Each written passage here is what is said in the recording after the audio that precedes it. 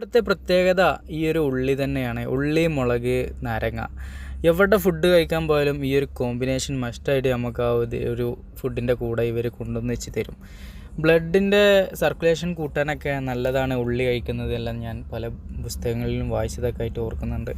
നമ്മളിപ്പോൾ ഉള്ളത് ഒരു ധാബയെ പോലെയുള്ളൊരു വെജിറ്റേറിയൻ കടയിലാണ്. ഈ ഒരു വെജിറ്റേറിയൻ കടയിൽ നിന്ന് ഈ ഒരു വിഭവം ഞാൻ ആദ്യമായിട്ടാണ് കഴിക്കുന്നത്. മസാല റൈസ് എന്നാണ് ഇതിനറിയപ്പെടുന്നത്. ഒരു കടലെല്ലാം ഇട്ടിട്ട് ഇതുപോലെയുള്ളൊരു റൈസ്, അതിൻ്റെ കൂടെ നമുക്കൊരു സാലനെല്ലാം തരുന്നുണ്ട്. ഇഷ്ടമായില്ല എന്ന് തന്നെ ഒറ്റ വാക്കിൽ പറയാം. പക്ഷേ നിവർത്തിയില്ലായിരുന്നു, കഴിക്കുള്ളത് വേറെ മാർഗ്ഗമില്ല. നല്ല വിശപ്പുണ്ടായിരുന്നു. പിന്നീട് നമ്മൾ നേരം വെളുത്തപ്പോൾ കാണുന്ന കാഴ്ചയാണ്, വണ്ടി പഞ്ചറായിട്ട് ഞാൻ ജാക്കി എടുക്കാൻ മറന്നു പോയിട്ടുണ്ട്. അങ്ങനെ ഞാൻ ആ ഒരു ഹോട്ടലിൽ നിന്ന് തന്നെ ജാക്കി കാര്യങ്ങളൊക്കെ മേടിച്ചിട്ട് തൽക്കാലം സ്റ്റെപ്പിന് ടയർ ഇട്ട് വെച്ചിട്ട് ഇതുപോലെ ഒരു കടയിലേക്ക് വരികയാണ് ഉണ്ടായത്. വന്നപ്പോൾ എന്നെ ഞെട്ടിച്ച് കളഞ്ഞൊരു സംഭവം ഉണ്ടായി. അതായത് ഈ ഒരു പഞ്ചർ കടയിൽ നേരെ അപ്പുറത്തുള്ളത് ഒരു പാച്ച് വർക്കിൻ്റെ ഷോപ്പാണ്. അവിടെ ഒരു പെൺകുട്ടി ഇങ്ങനെ വർക്ക് എടുത്തുകൊണ്ടിരിക്കുന്നുണ്ട്.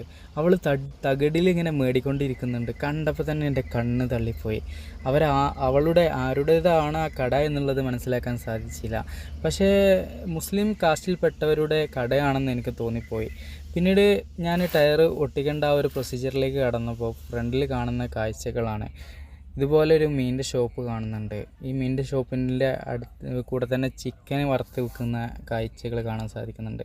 ഏതായാലും ഇവിടുന്ന് ഒന്ന് മേടിച്ച് ട്രൈ ചെയ്യാം എന്നുള്ളത് മേടിച്ചു.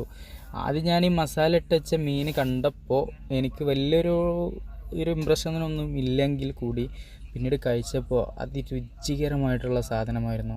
വീണ്ടും അവിടെ തന്നെ പോയി മേടിക്കാനൊക്കെ തോന്നിയെങ്കിൽ കൂടി നമുക്ക് വേറെ റൂട്ടിലാണ് യാത്ര ചെയ്യാനുണ്ടായത്. അതുകൊണ്ട് അവിടെ നിന്ന് നമ്മൾ നേരെ ആ റൂട്ടിലേക്കൂടെ തന്നെ പിടിക്കുകയാണ് ഉണ്ടായത്.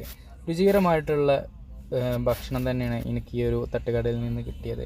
രണ്ട് എണ്ണയിലിട്ടിട്ടാണ് ഇവർ വറുത്ത് തരുന്നത്. ചിക്കനിലും ക്വാളിറ്റിയും ക്വാണ്ടിറ്റിയും എനിക്ക് തോന്നിയത് ഈ ഒരു ഫിഷാണ്.